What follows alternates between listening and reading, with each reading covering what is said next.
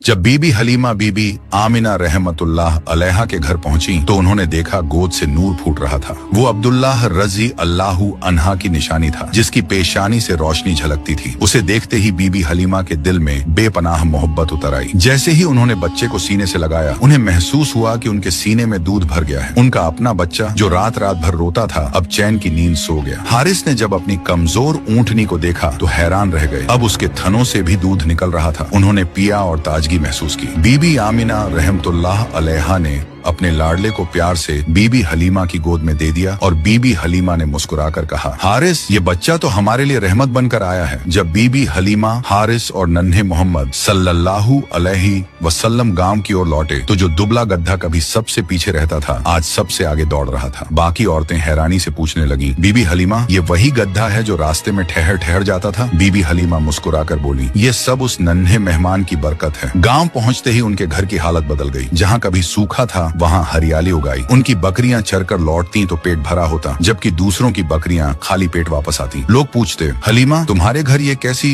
खुशहाली है? और बीबी हलीमा दिल ही दिल में समझ जाती कि ये सब उसी बच्चे की वजह से है। इस तरह बीबी हलीमा के घर दोनों जहां के आका तशरीफ फरमाते। बीबी हलीमा कहा करती थी, मैं मोहम्मद को अपने बेटे से भी बढ़कर चाहती हूँ। जब वो चूल्हे पर रोटियां सेंकती तो आग की तपिश उन्हें महसूस तक न होती। घंटों प्यारे नबी सल्लल्लाहु अलैहि वसल्लम को गोद में लिए उनके चेहरे की रौनक देखती रहती और सोचती कि उनका घर जन्नत बन गया है। मुझे इस बच्चे ने कभी कोई तकलीफ ना दी, बल्कि मेरी हर तकलीफें इसने दूर कर दी। वक्त गुजरता रहा और प्यारे नबी सल्लल्लाहु अलैहि वसल्लम अब करीब 3 साल के हो चुके थे। एक दिन उन्होंने अम्मा हलीमा से पूछा, अम्मा, मेरे भाई रोज कहाँ जाते हैं? बीबी हलीमा ने कहा, मेरे शहजादे, मेरे जिगर के टुकड़े, वो बकरियां चराने जाते हैं। नबी सल्लल्लाहु अलैहि वसल्लम ने फरमाया, मेरा भी दिल चाहता है कि मैं उनके साथ जाऊं। बीबी हलीमा बोली, मेरे प्यारे बेटे, तुम बहुत नाजुक हो, मुझे डर लगता है कहीं आपको यह धूप परेशान न करे। मैं आपको तकलीफ में नहीं देख सकती। मगर जब प्यारे नबी सल्लल्लाहु अलैहि वसल्लम ने बार बार कहा तो आखिरकार अम्मा हलीमा ने इजाजत दे दी। हालांकि उनका दिल अब भी फिक्रमंद था। इस तरह अल्लाह के प्यारे हबीब नबी सल्लल्लाहु अलैहि वसल्लम बकरियों को लेकर जंगल की तरफ जाने लगे